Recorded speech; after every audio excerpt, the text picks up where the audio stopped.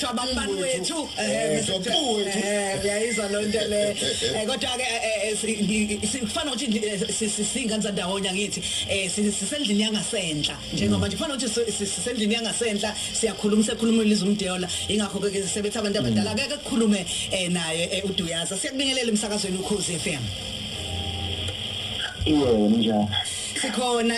Gogamelisha abaningi bayibakubize kanjalo na umgqibelo sibuya kuona nemvula lishaya ubonakele stage nama video akhona abantu kodwa bayafisa ukuthola ukuthi ngempela kanti kwenzekeni iphela kanjani le airtime iphele kanjani i-airtime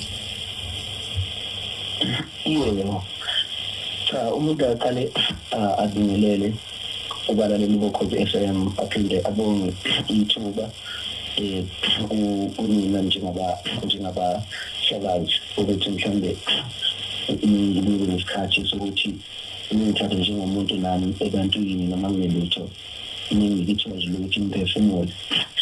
awukungenza ukusho bafowethu empeleni mhlambe sonke isizwe saseNingizimu Afrika siyamuza udadewethu nje bekhuluma njengamanje ukuthi uyaqhubeka umuntu onolimo nenhlabathi ithuka abantu kunjiya so nabantu bayizwela angicabanga ukuthi ke nami ngiyaqoka ijazi elifanayo nedadewethu ngoba mina ngumuntu wesilisa abantu besifazane lezi insuku sibhekene nesihlava esikhulu sokuthi bayabulawa bayahlukunyezwa kunalento okuthiwa i-TPV ukufinyelwa abantu besifazane siyaqoqozela kakhulu eNingizimu Afrika ukuthi abantu besifazane abaqhubeke behlonishwe. Uzokhumbula ukuthi bengifake imvunulo estage njengoba ngifake imvunulo estage bengimele ukuthi ngamanye amazwi ngirepresenta uZulu ngoba imvunulo yaziwa koShaka noDingani noSenza ngakhona futhi ezinye inhlanga thina namanye nezinye izizwe ziyahlonipha njengabantu abangamaZulu sizothatha nezithembu sidume njengabantu abanothando nabantu abakhotshanyelwa ngabantu besifazane nabahloniphana nabantu besifazane nabantu abanothando nabahlonipha kakhulu. Ngicabanga ukuthi lesikhathi usisi ekhipha amagama wakhiphile akhomba okungamhloniphi njengeciko eselinamava eMzansi lokho kubadidile noma kuphoqele izulu ngicela ukuxolisa kakhulu kubantu bakwaZulu ngicela futhi ukuthi konke usizo mhlawumbe ayikhona ngoba ngeke ukuthi khona umuntu anayo ba-understand nje ukuthi sinenkinga sikhuluma emakhaya ngafani kuyenza ukuthola ukuthi umuntu unenkinga mhlawumbe emshadweni wakhe noma nje kwezothando kugcina mhlawumbe lokho ukapakela ngasemsebenzini wakhe ngicela ukuthi bamxolele kakhulu udadewethu kuzinto namhlanje kakhulu odabeni lokuthi mhlawumbe ngibe late angifikanga ngesikhathi ngicela ukuxolisa kakhulu lapho ngiyenzile ingamo yokuthi ngixhumane nethimba elixhumana nabo ngoba empeleni akazi bexhumane nami bengaxhumani nami bexhumana nomfowethu uMasondo ngaba late ngo-30 minutes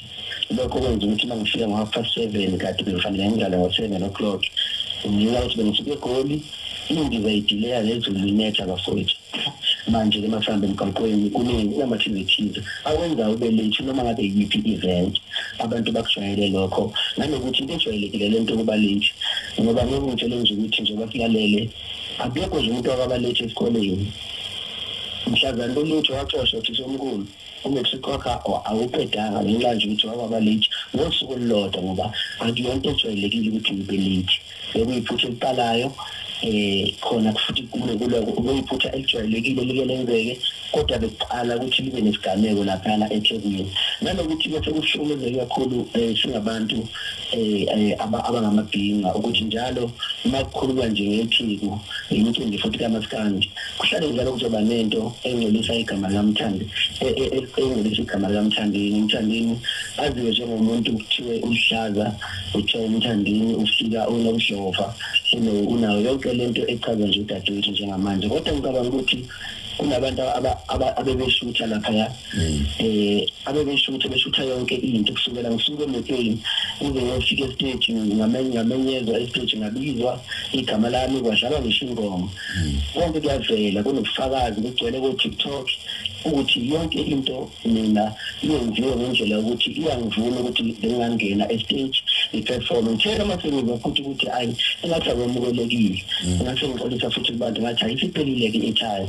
angibaze ngisakuqeda lokho ngibe sengizwa ngomuntu engishutha-ke i-mic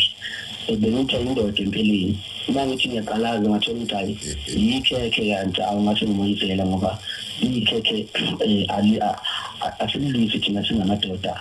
sakhuliswa ngenhlonipho saphinde sakhuliswa futhi sakufunda ukuthi abantu besifazane ngalabantu iyahlonishwa. Sakhuluma ngakho ukuhlonishwa ngimbuzo embili ngaphambi kokuthi sivale kunenye clip yakho enza ama-round zenza ukuxhumana ngazo uyayazini ufike uqale uthi angimzondi binuzimdola angeke ngikwazi angazi utheni wasuthi isiphu ngifaka umsindo lapho ngoba kunangane ilalele engisaze bomnyameni uyayazi leyo clip ungasho ukuthi ibusho ukuthini?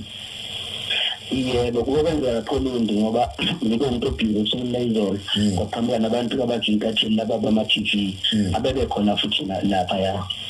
baba nokumbuzo ukuphotha imibuzo ejibenithi